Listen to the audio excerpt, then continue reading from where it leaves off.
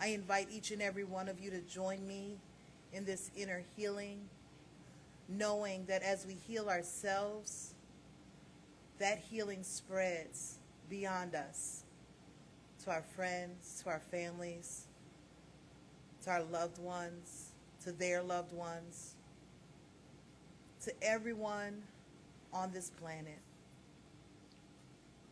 knowing that healing is needed, knowing that healing is desired, knowing that there is only love. I invite you to take a nice deep cleansing breath in, breathing in that love and light. And as you release the breath, release all that no longer serves you. Take another nice deep cleansing breath in. And as you let that breath go, allow your body to just relax in this moment. And allow your mind to be here, now. Universal love enfolds me. Universal wisdom inspires me. Universal spirit enlightens me. Universal power encircles me. I am one, and all is well.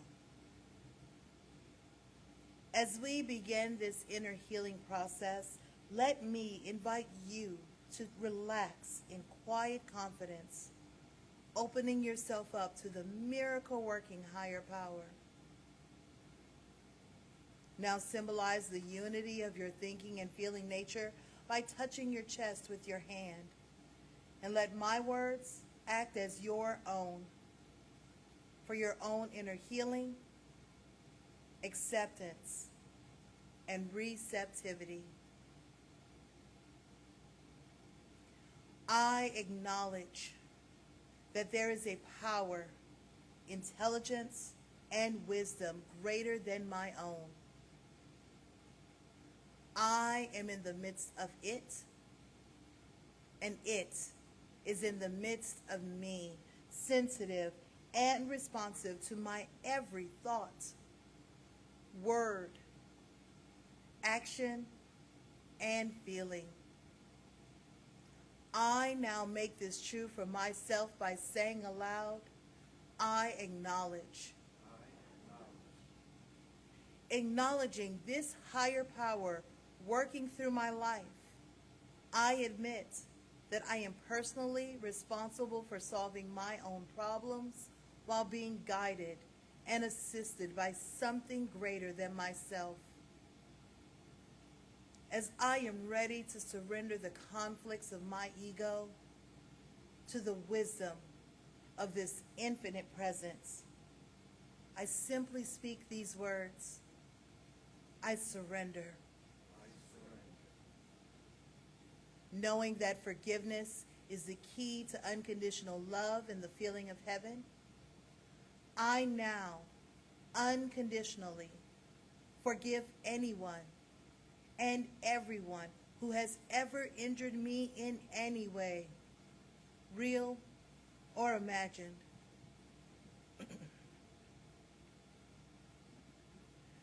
And I now forgive myself for all of my mistaken judgments and their resulting actions. From my deepest level of understanding, I now say, I forgive. Realizing that I continually experience the effects of my own thinking, I now choose to allow this higher power to recreate me deeply, filling my mind with thoughts that are only positive, constructive, loving, and beautiful. I call upon this divine inflow by stating aloud, I choose. I now center upon that one very special idea that I'm willing to accept as real for me in this coming week. Visualizing that idea as already acted upon and brought to pass. In seeing my idea become a fact of my experience, I enjoy the happiness and peace of my thought fulfilled and gratefully speak these words. I accept. Knowing that I have an everlasting place in the midst of the power that sustains all creation, as well as the support of all those around me. I allow myself to relax in the peace of fulfillment and gratitude and say, I release. Now, in my mind's eye, I envision the presence of someone near and dear to me. This could be a friend, a family member, a teacher or mentor, someone who has touched my life in deep and loving ways. Someone who may not be physically present in this room or even on this planet anymore.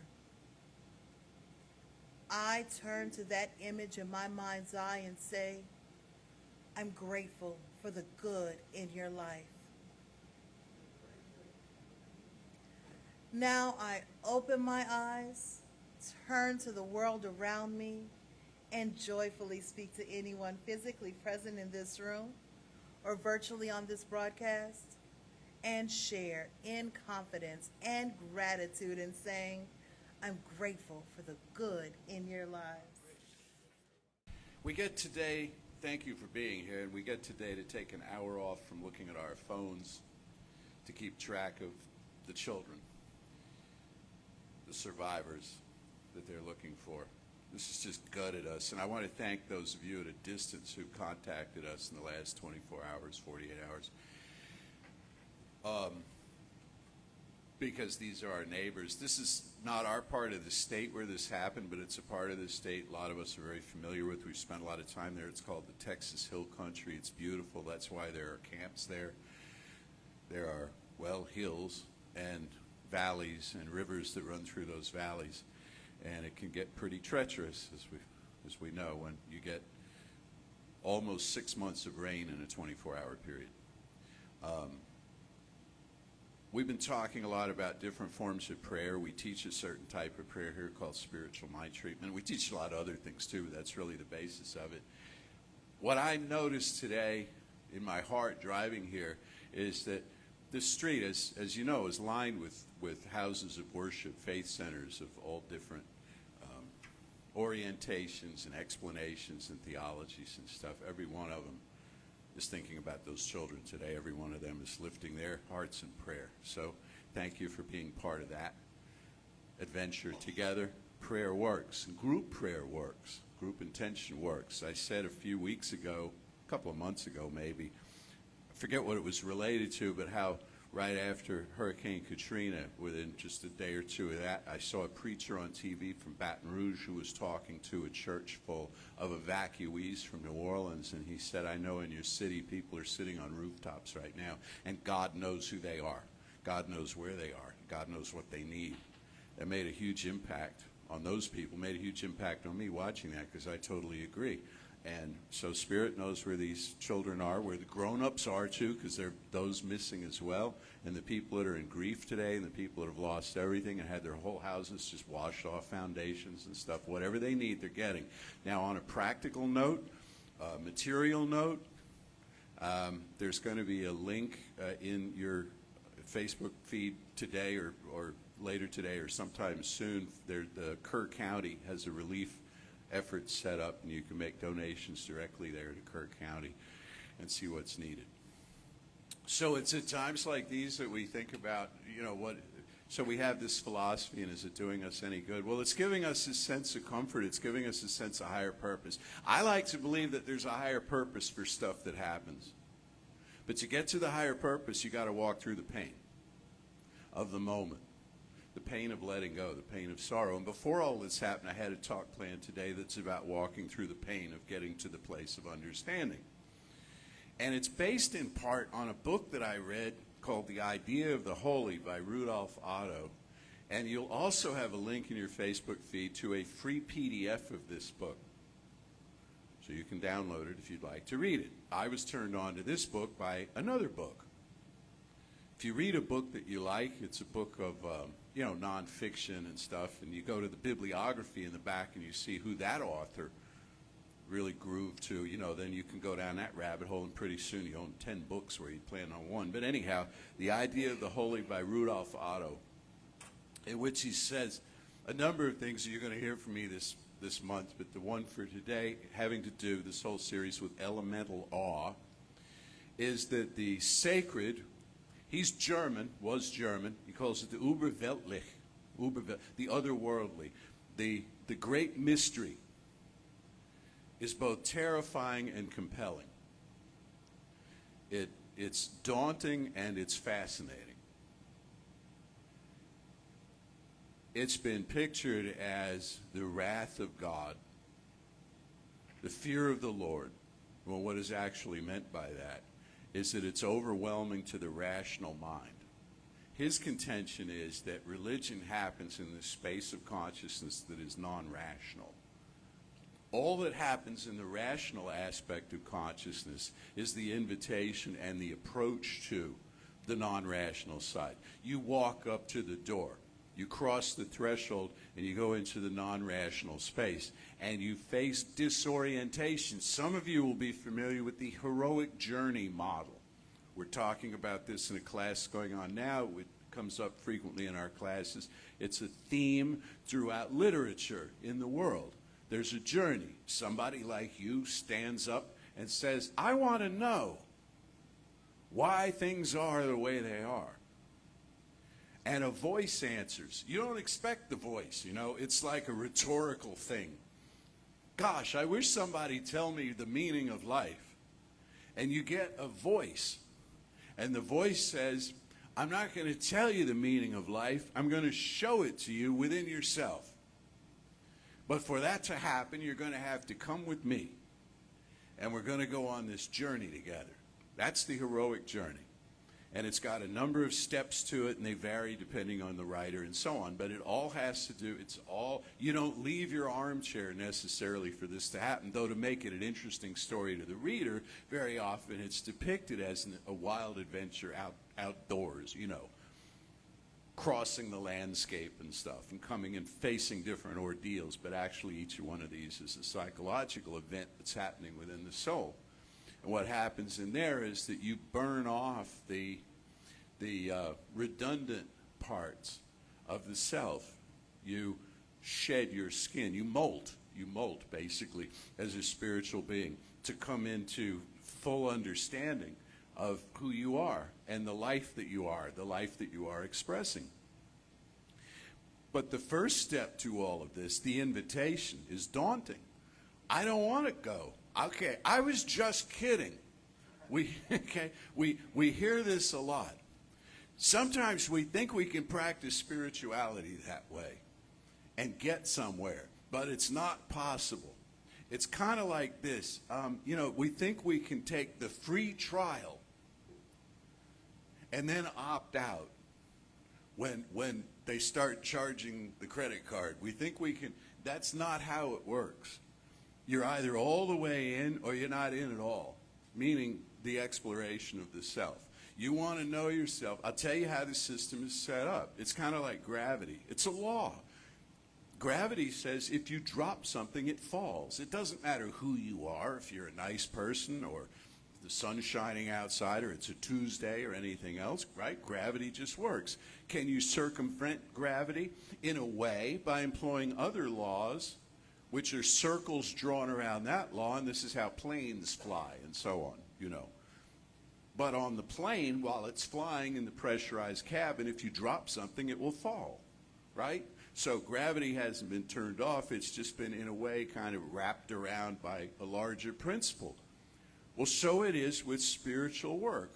When you say to You remember the subconscious mind we've been talking about all last month, Raymond Charles Barker, subconscious mind, now hear this. When you talk to it, it hears it. And when it hears it, it acts on it.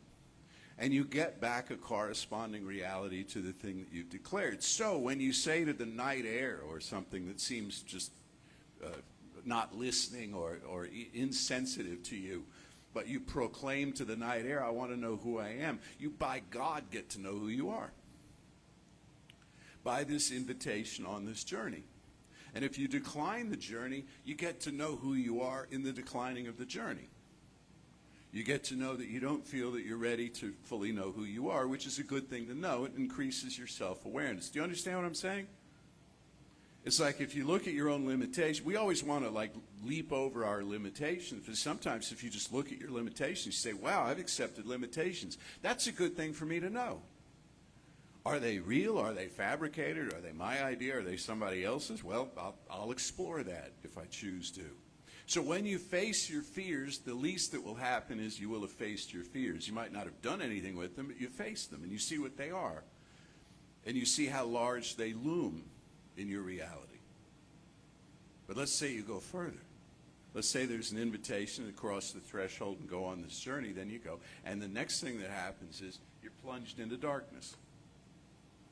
Whatever energy has invited you to go on this, and very often in story takes the form of a mentor. Another being, could be an animal, could be a human, could be a non-physical entity, but it's a recognizable entity, right? And it's wise. It's wiser than you are, so it seems in the story. And it's the one that issues the invitation. So you go with the thing, right? And you trust it. You're real dependent on it, especially when you enter into this dark cave-like sort of apparatus. And then suddenly it disappears, this mentor, and you're left on your own. This is the part he's talking about in this passage today. It's terrifying. You are literally disoriented. And by literally, I mean this. Orientation, the word orient, means east. It's where the sun rises.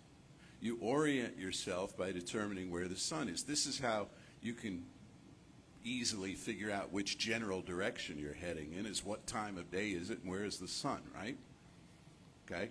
So when you're oriented, you're correctly oriented, you're heading in the direction that you've chosen to go. When you're disoriented, you can't find east, much less true north. You can't locate yourself. Your internal GPS is turned off. The rational mind is stilled. The rational mind doesn't like being stilled. The rational mind freaks out. And this, then, is the wrath of God. This is the terror, the ancient terror of the ages. This is why this whole journey, because it happens in the dark, has been depicted as demonic.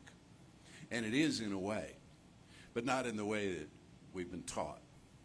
It's not a demon with an E, it's a daemon with a D-A-E, also pronounced demon. But it means it's a representation of the universal collective psyche embodied in some form that is doing something interactive with you about your journey and about your coming to greater self-understanding. And we're terrified. And this is good to know, right? This is good to know. I'm scared now. Why am I scared? In this instance, what we're scared of is the loss of the illusion of control of everything. Why? Because you and I have been taught from the cradle up that we must control absolutely every eventuality, every outcome in life in order to be successful and happy and especially safe. We have to know exactly what's coming and what to do about it. We want no surprises. Oh, we say we do. Oh, look, it's a party. Oh, look, it's a sudden invitation. Oh, how nice of you. I didn't expect this. Really deep down inside, I say, I wish this wasn't happening. Because I can't control how I might react to this. I can't control. We burst out laughing. We burst out in tears. We apologize for this. I'm so sorry. I had this sudden eruption of emotion, and it's untidy and stuff, and I didn't mean to do that, because we've been taught propriety. And this is something Emerson talked a lot about. He said we must be confused out of or shaken out of our propriety, our sense of propriety, our sense of order. There's a spiritual disruption that occurs when we approach the universal power, the divine, which in Greek is called the Numen, N-U-M-E-N. And I sat putting together today's talk, I thought, I know somebody, they're not in the room, but I know somebody who was a Seinfeld fan, and I knew they'd trip off on that when I said it's the Numen. But it's N-U-M-E-N. And this guy, Rudolph Otto, took that word and he coined a word called the numinous, with an I, N-U-M-I-N-O-U-S, the numinous, meaning the divine power that infiltrates every form. Not locatable, not a personality, not a whimsical thing that sits in heaven throwing thunderbolts and that, but the sense of the divinity of everything in almost a pantheistic way, that there is a power and a presence that's right where you are, and it's personal to you, it's responsive to you, it's awaiting your word, but at the same time it's transcendent beyond you and beyond the moment in which it is occurring. When you have a sense of the numinous, you're in the flow. Everything fits in some way, including your pain, including your outrage, including all the untidy emotions that we might have. All of it fits in some way. All of it's leading somewhere. And you know what? We don't have to know where it's leading.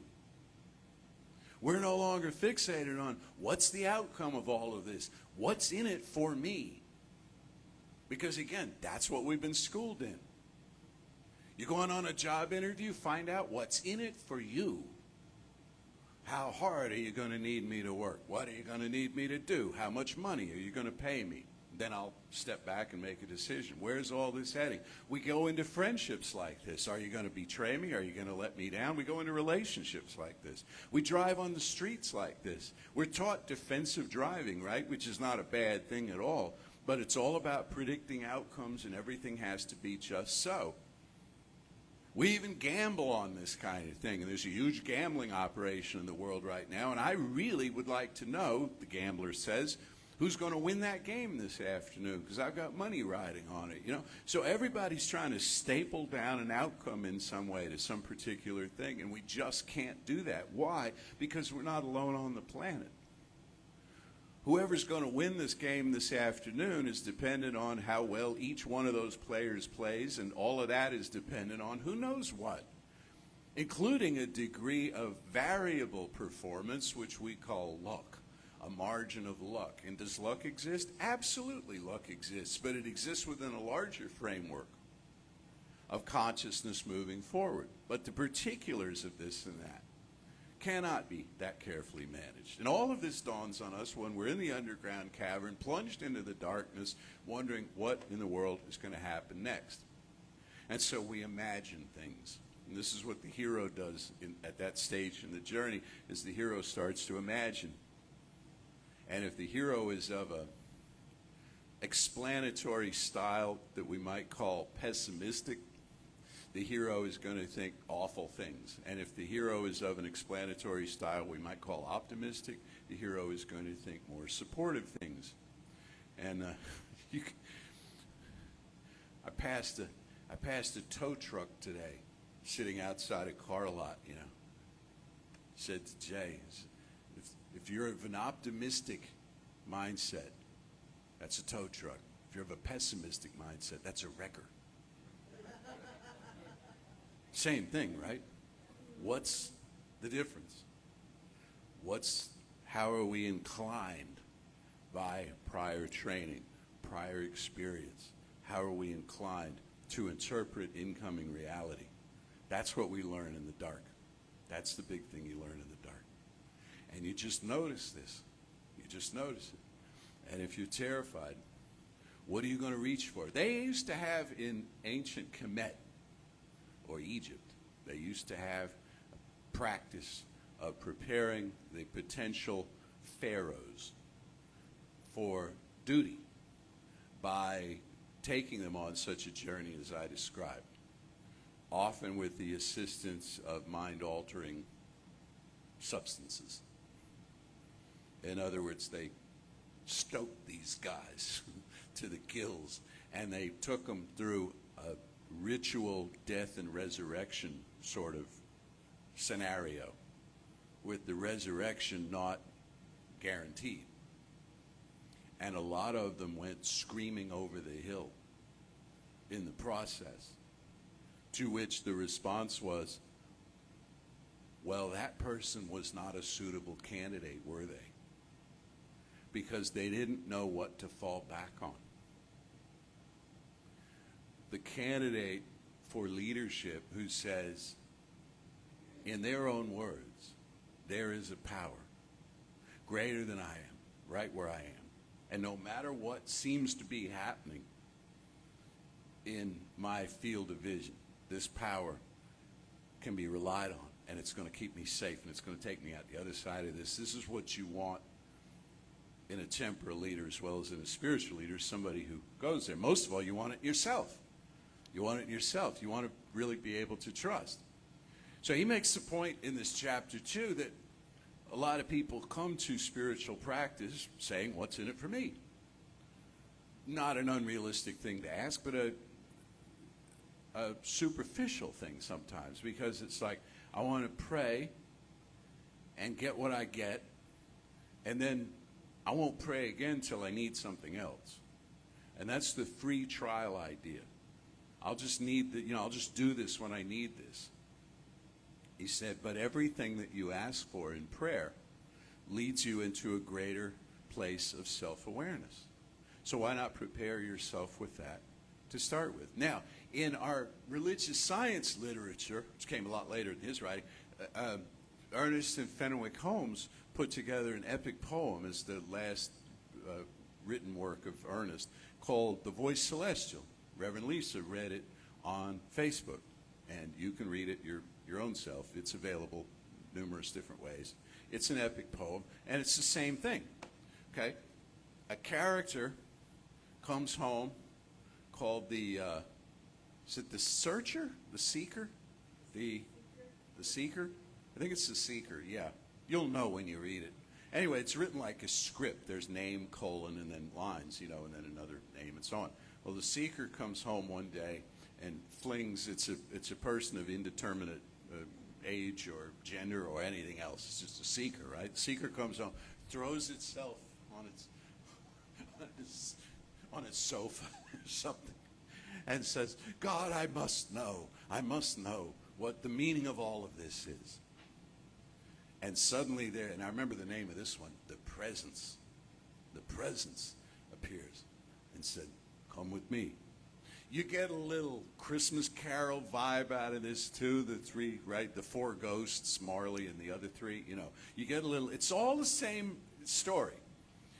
It's like they say that every song in popular music is blues based.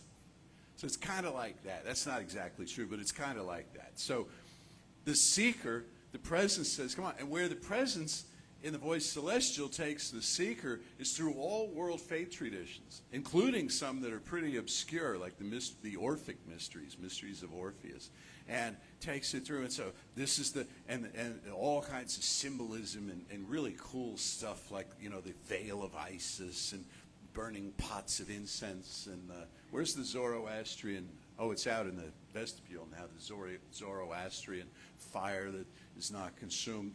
Like the bush, Moses and the burning bush, the bush that is not consumed. All of these things are metaphors. All of these things are symbolic of something. And at each point, to keep the story moving along, the seeker is like, well, I'm not sure I'm up to this. The seeker's a little whiny from time to time, right? I don't know if I can understand all this, or what are you trying to tell me? And the presence is like, pay attention. It's kindly but firm.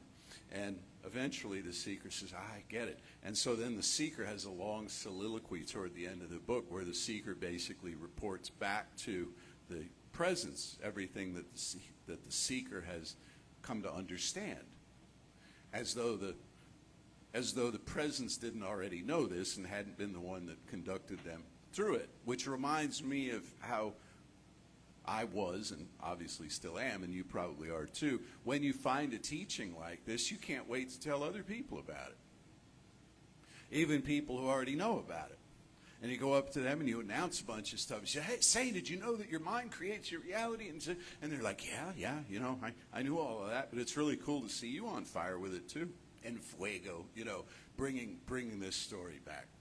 So the gist of the whole thing is, I guess, this. For the spiritual psychology fan, and we do a lot of that here, I notice that we're varying. It's like what we do, and then the next month is why we do it. And then we're back to what we do and then why we do it. And so this is one of those why we do it months that we're going to have. And a couple of those coming up, too, in advance in August and September when we get into world poetry. But the why we do it is because spirit is already all there is, and there's nothing we can do about that, so we might just as well adjust. We can pretend that it isn't so. We can seek out many inventions. We can create many illusions. We can form many strategies and coping mechanisms to be in a world that does not work, or we can affirm that on some level it is working. It is working. And it's working sometimes, are you ready for this? By not working. It's working sometimes by not working. It's showing us what needs to be done. You heard the songs this morning, okay? There were some rugged things that were hate. It's not a word that you often hear in the songs that we sing in this place, but it got brought up today. Hate works by not working. It's a power of negative attraction. It's a power of pessimistic, gloomy outlook on life that then attributes us to other people. It's where we attack each other for our opinions and so on and move away in separation. It's kind of the big bang, It's where we all fly off in separate directions to our separate corners. We don't want to interact. We don't want to be there in the space because it's uncomfortable. It's uncomfortable. Spiritual growth is uncomfortable. Maybe New Thought doesn't say that often enough or clearly enough. New Thought makes it sound like, hey, pull the right switch and millions of dollars fall at your feet and you have lots of friends and your body lasts forever and, off you go and you're good to go. And if all of that isn't true for you, then you haven't pulled the right switch and there's something wrong with you and what are you doing here anyway? And then we get into judgment about each other's realities. What is the consciousness? Have you ever heard that? Has anybody ever asked you that? I hope not in this room. Somebody said, what consciousness do you have that you created that out of? What consciousness? I'll never forget, we had a new member gathering here one time, some years ago. And a person in that gathering said, are you one of those places that say that? And we're like, say what? And they went on to explain. They said, I had something really bad happen in my life, and I was in a metaphysical church. And somebody in authority or who it was said to them, well, how did you create that? Or why did you create that? And they're like, they were out that door so fast, it was like a cartoon. There was like a trail of dust behind them, like the road runner, as I would be too, as you would be too. No, it's not about quick and easy explanations. It's about living in the mystery. That's why they call it the mystery, the mysterium. But you have a companion energy with you that understands that you have your mentor energy. It's your subconscious mind that's part of the universal subconscious mind that knows what's going on. So we'll consider this more in the weeks to come. Again, the book is The Idea of the Holy by Rudolph Otto. The book that I've read for years and studied heavily in, that I learned about this book from, is The Sacred and the Profane by Mircea Eliade. And I never say his name correctly, but that's generally what it was. And he elaborates on this in practical ways too. So more on this in the week to come. Now let's know together. One life, one power, one presence, working through each one of us, bringing to us greater self-awareness, greater understanding, greater compassion for ourselves and others, a sense of mercy. We give each other a break. We see the best in one another, even when we're disappointed, even when we're let down by the world. We affirm and know there's something back of it all. It's making sense. It's adding up. And we use this knowing today to join with all our neighbors in spirit up and down this street and throughout this city and state and everywhere where the news has traveled, that the lost must be found. And if those who are lost have stepped outside of their bodies and entered eternity in that way, they are still right at the center of spirit in the new form that they inhabit. And if those who have been lost are found and they're injured, there is a remedy for them that's working through them right now and through the hands of those who are serving them. And for all the people who are in emotional trauma, on site, here, all around the place, everybody who's been reminded of some loss or potential loss in their lives by this experience, they too are held right at the center of spirit that is doing what needs to be done through them. For this otherworldly something, this great mysterious presence, not only wants us to know who we are, it wants us to be fully who we are. Free of impediment, free of injury, free of harm. So we join in our knowing with the Baptists and the Catholics and the Methodists and the Muslims and the Jews and the Hindus and the Buddhists and the Zoroastrians and everybody else. And all of the people who aren't sure what they believe, but they want to believe something. We join with all of them, raise our voices in a chorus, raise our minds in adoration of the great mystery that is doing what needs to be done, as only it can. For this knowing and its manifestation in form everywhere we turn, I am so deeply grateful. I release this word now into the infinite, calling it done, and so it is. There will be links on our Facebook page to several things. There will be a link to the book, The Idea of the Holy by Rudolph Otto. Is correct, yeah? There will be a link on our Facebook page. Is that correct, Lisa? Okay. All right. And there'll also be a link on our Facebook page if you want to donate to the people over in Central Texas. And also on our Facebook page, there is a wonderful treatment that was written by Reverend Dana Vogt. So if you want to go on there and just read that treatment and just be with that treatment, it's kind of similar to what Reverend Jesse did today, but it's just, I think it's a really gorgeous treatment. So please visit our Facebook page. What Reverend Jesse was talking about today is also exemplified in a lot of books that you're probably familiar with, and one would be The Hobbit, where Bilbo Baggins was the protagonist and Gandalf was his mentor. Just please say with me now, divine love through me blesses and multiplies all the good I am and have, all the good I give and receive.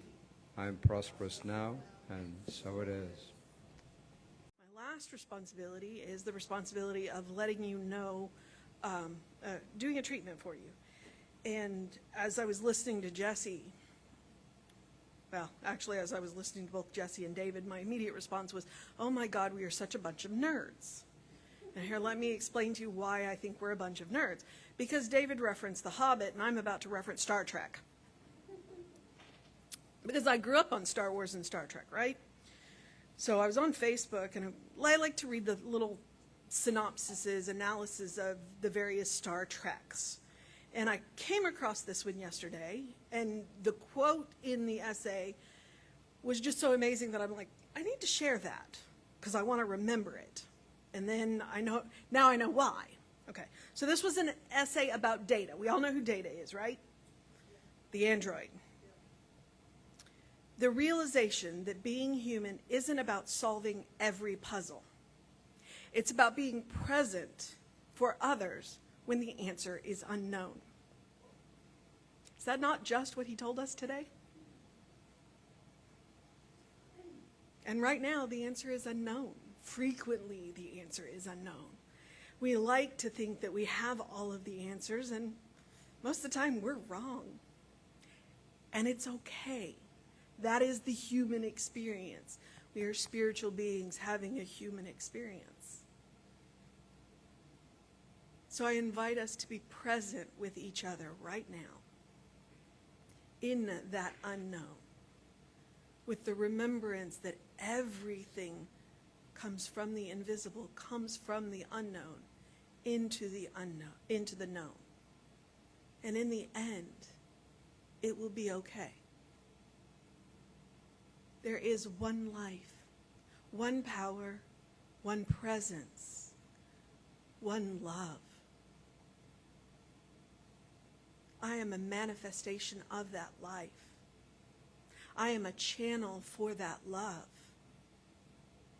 I am a representation of that presence.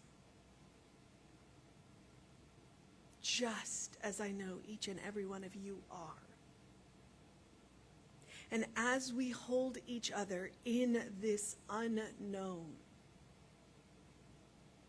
we are that answer, that loving answer, that we are not alone. That in that oneness, we reach out, and there is always a hand reaching back. A hand that will clasp ours and hold on. That is who we are. And I know this with everything that I am. And I know this with all of the gratitude in my being. I am grateful for a teaching that teaches me who I am. Not just who I could be, but who I am right now in this moment.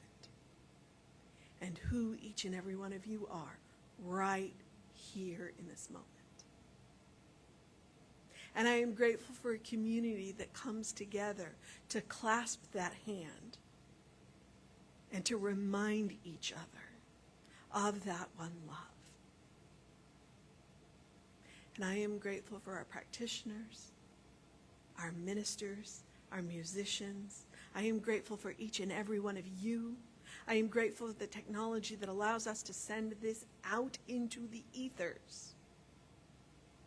And I am grateful because it's just another word for love. And I release my word into love